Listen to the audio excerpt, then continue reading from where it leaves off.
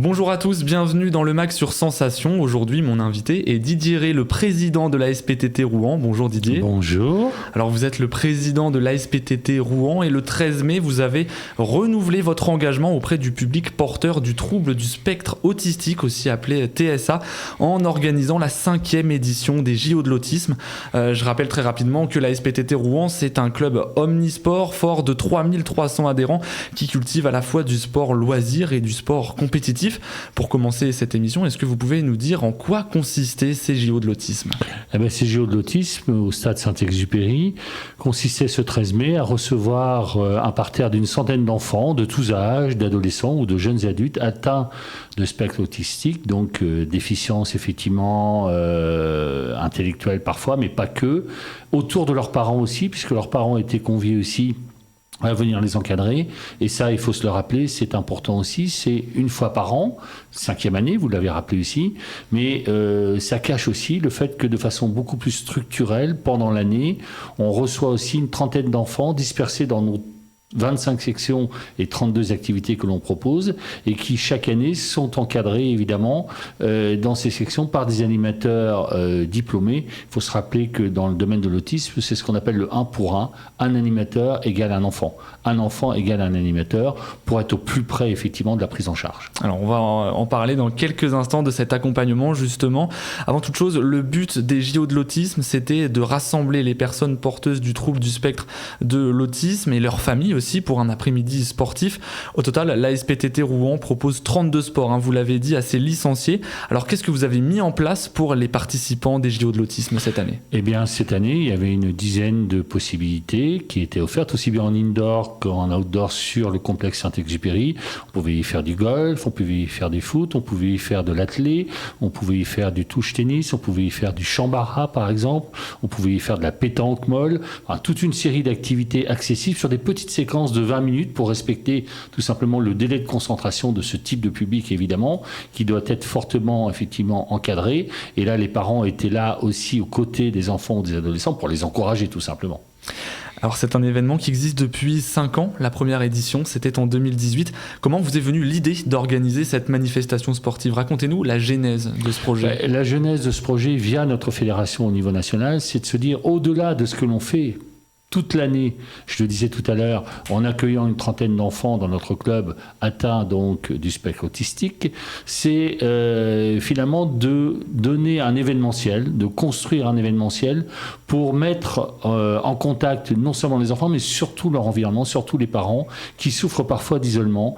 Comment je peux échanger, moi, parent donc d'un enfant autiste, avec d'autres parents. Donc finalement, c'est cette conception même.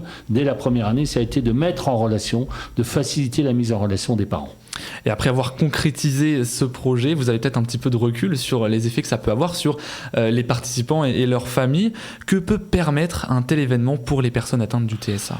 Je le disais tout de suite, manifestement, effectivement, une insertion sociale supérieure, bien évidemment, une mise en relation qui permet d'aller au-delà. Je vois cette année, par exemple, on a fait un atelier aussi sur la nutrition, qui permet effectivement de dépasser le strict cadre sportif. Et donc, quelque part, c'est de donner aussi envie, finalement, à cet environnement de s'inscrire aussi dans nos sections grâce à cet encadrement pendant toute l'année dans nos sections. Voilà un petit peu, c'est un cheval de Troie finalement, cet événementiel qui permet de gérer effectivement le savoir-faire de la SPTT, de montrer aussi ce que l'on sait faire pour pouvoir encadrer ce type de public. Il me semble que lors de ces JO de l'autisme, on a aussi pu retrouver des stands, notamment des stands de nutrition. Est-ce que vous pouvez nous en dire un peu plus ?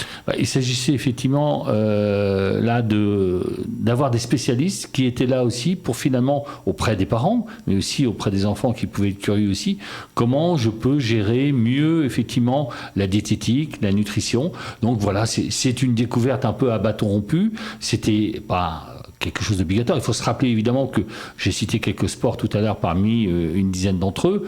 On s'inscrit évidemment au sport que l'on veut effectivement pratiquer. Mais vu ce public-là, en général, ce public-là vient picorer tel ou tel sport. Donc on avait des inscriptions très, très light et très mobiles qui permettaient à chacun donc d'y retrouver son compte. Vous l'avez dit au début de cette émission, le principe de la SPTT Rouen, c'est aussi un animateur pour un enfant atteint du TSA. Les animateurs présents lors de ces JO étaient donc tous spécialisés pour proposer des activités adaptées à chacun. On le sait, il y a une grande diversité dans les troubles du spectre autistique et plus d'une centaine de personnes ont participé à ces JO. Alors est-ce que vous avez eu assez d'animateurs et sinon comment est-ce qu'ils ont fait pour s'adapter à chaque jeune présent? En général, on a la typologie, on a retrouvé un certain nombre d'enfants qui étaient là au JO de l'autisme, qu'on connaît aussi parce qu'on les a aussi pendant l'année, dans nos structures. Mais aussi, on avait donc un public nouveau. Donc on s'est renseigné avant sur ce public-là pour mettre en face, lors de ces JO, effectivement des animateurs spécialisés. Et ça, c'est évidemment notre force de connaître en amont le public. Et quel bilan vous dressez justement de cette 5e édition des JO de l'autisme? Un bilan à la fois quantitativement supérieur à ce qu'on a fait lors des 4 premières éditions. C'est-à-dire qu'on accueille de plus en plus d'enfants lors de ces JO de l'autisme. Donc la notoriété de la manifestation va croissante. Et ça, c'est évidemment important. Et quelque part, on a un basculement aussi, évidemment, avec des demandes de renseignements pour passer du conjoncturel de cet après-midi événementiel une fois par an vers du structurel dans nos sections. Donc demain, effectivement, on devrait pouvoir accueillir 5-10 enfants supplémentaires peut-être à la rentrée 2023 atteints du spectre autistique. Et quelle tranche d'âge vous visiez en organisant cet événement? Quel public est finalement venu au JO de 6 ans à 18 ans majoritairement que l'on visait, et ce public-là, on l'a retrouvé, parfois des enfants un peu plus jeunes, parfois même de jeunes adultes. C'est un événement que vous avez organisé en partenariat avec la ville de Rouen. C'est quoi le processus d'organisation d'une telle journée? Déjà, la ville de Rouen met à notre disposition toute l'année, en dehors des JO de l'autisme, ces installations. Donc là, il s'agissait effectivement de travailler en amont, de réserver le complexe Saint-Exupéry sur cette demi-journée, bien évidemment du 13 mai, de travailler avec les animateurs aussi de la ville. Et puis cette année, pour la première fois, nous accueillions un mécène, en l'occurrence le Crédit Agricole, qui nous a aidés à fournir aux jeunes enfants, au-delà du goûter, des petits fidgets qui leur permettent de gérer leur stress. Et pour les prochains événements à venir, à l'occasion de la Journée internationale des immigrés le 21 juin, la SPTT Rouen organisera également un événement national d'inclusion, Move sans frontières, à destination des réfugiés. En quoi consistera cet événement? Là aussi, un peu comme le modèle donc sur l'autisme, c'est d'accueillir sur une demi-journée un public. On attend 200 réfugiés venus de structures qui les encadrent, venus donc de nombreux pays, et qui vont avoir l'occasion pendant cette demi-journée, gratuitement, il faut le rappeler bien évidemment. Tout ce que vous proposez est gratuit. Est gratuit, les JO de l'autisme ou le Move sans frontières, effectivement, du 21 juin qui s'annonce. 200 réfugiés pratiquant donc une dizaine d'activités différentes. C'est un peu ce qu'on a retrouvé tout à l'heure au niveau de l'autisme, mais de façon encore plus large.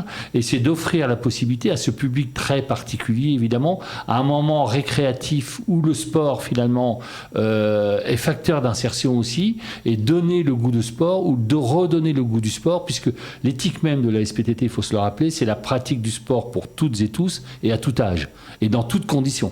Pourquoi c'était important de mettre en place cet événement lors de cette journée? Parce que cette année, vous organisez la première édition de Move sans frontières. Ça sera la deuxième édition. La deuxième édition. Move sans frontières.